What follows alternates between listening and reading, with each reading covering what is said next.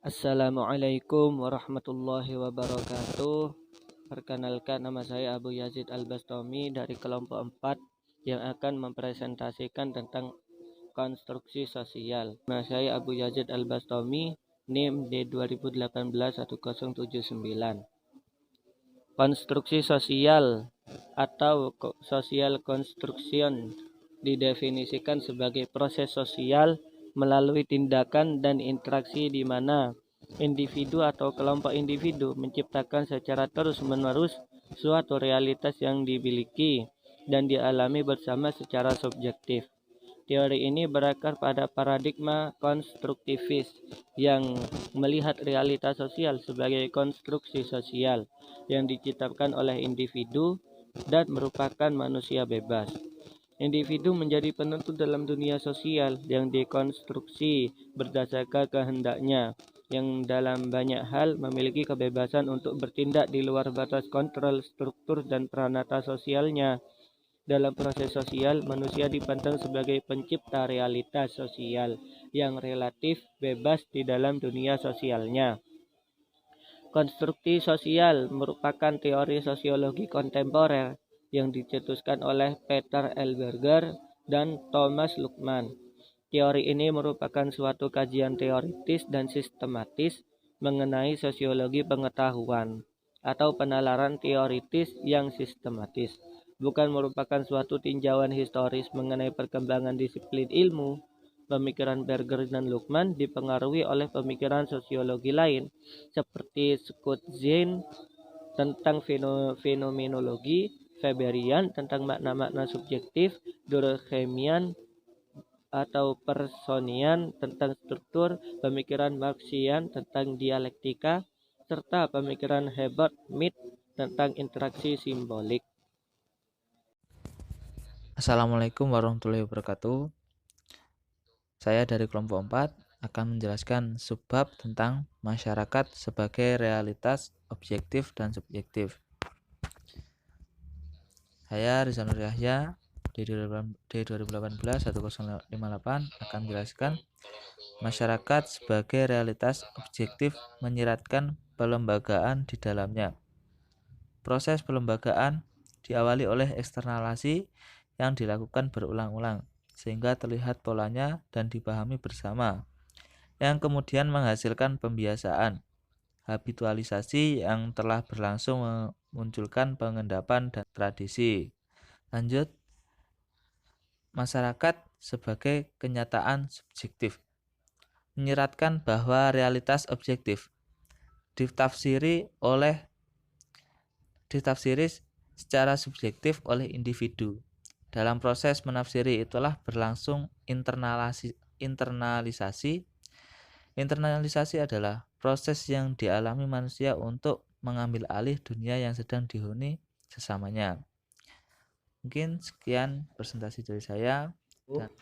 Saya Rahmat Hafiz Fadlul Akbar dari KPI O2 NIM D2018-1060.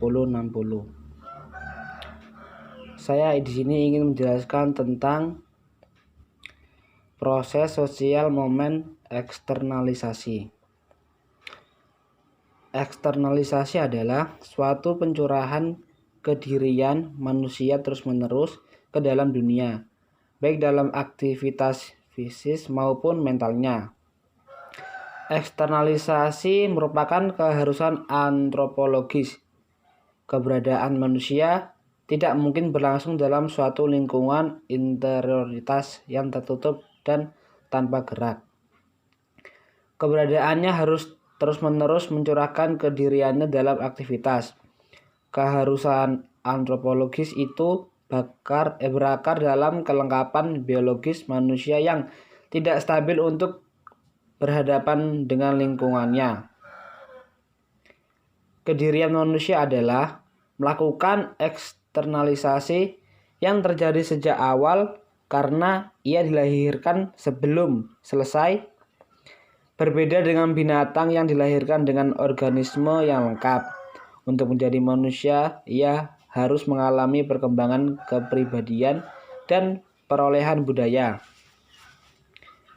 Keadaan manusia yang belum selesai pada saat dilahirkan membuat dirinya tidak terspesialisasi dan struktur instiktualnya atau dunianya tidak terprogram. Dunia manusia adalah dunia yang dibentuk oleh aktivitas manusia sendiri. Ia harus membentuknya dunianya sendiri dalam hubungan dengan dunia. Dunia manusia yang terbentuk itu adalah kebudayaan yang tujuannya memberikan struktur yang kokoh yang sebelumnya tidak dimiliki secara biologis.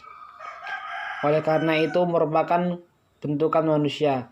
Struktur-struktur itu bersifat tidak stabil dan selalu memiliki kemungkinan berubah. Itulah sebabnya kebudayaan selalu dihasilkan kembali oleh manusia. Ia terdiri atas totalitas produk-produk manusia, baik yang berupa material dan non-material. Adapun pembentukan kebudayaan non-material selalu sejalan dengan aktivitas manusia yang masyarakat merupakan tidak terpisah dari kebudayaan non-material. Masyarakat adalah aspek dari kebudayaan non-material yang membentuk hubungan kesinambungan antara manusia dengan sesamanya, sehingga ia menghasilkan suatu dunia, yakni dunia sosial. Masyarakat merupakan bentuk formasi sosial manusia yang paling istimewa, dan ini lekat dengan keberadaan manusia sebagai Homo sapiens, makhluk sosial. Maka itu manusia selalu hidup dalam kolektivitas dan akan kehilangan kolektivitasnya jika terisolir dari manusia lainnya. Aktivitas manusia dalam membangun dunia pada hakikatnya ditempatkan di bawah kendali sosial. Misalnya dalam masyarakat Bali, lembaga hukum adat dapat memberikan sanksi pada anggota masyarakat yang melanggar adat. Dalam konteks inilah semua ini baru dapat disebut sebagai dunia sosial. Sebuah kenyataan yang komprehensif dan diberikan yang dihadapi oleh individu dengan cara analog dengan kenyataannya dunia alamiah. Tatanan kelembapan itu diobjektifikasi dengan cara reifikasi pemahaman atas fenomena-fenomena manusia seolah-olah itu benda-benda bukan manusia atau adimanusiawi. Reifikasi adalah pemahaman produk-produk kegiatan manusia dengan cara seolah-olah hal itu bukan produk manusia, seperti fakta-fakta alam, akibat-akibat kosmis, atau manifestasi kehendak ilahi. Reifikasi mengimplikasikan manusia mampu melupakan kenyataan ia sendirilah yang memberikan unsur-unsur penting dari tradisi kelembapan itu sendiri. Selanjutnya yaitu agama yang secara historis penting dalam proses legitimasi. Semakin jelas lagi kalau disadari perihal kemampuan untuk dirinya untuk menempatkan fenomena-fenomena manusia di dalam suatu ancuran kosmis. Semua legitimasi tertindak memelihara realitas sebagai suatu kolektivitas manusia tertentu. Legitimasi religius yang diberi agama menghubungkan realitas yang didefinisikan secara manusiawi dengan realitas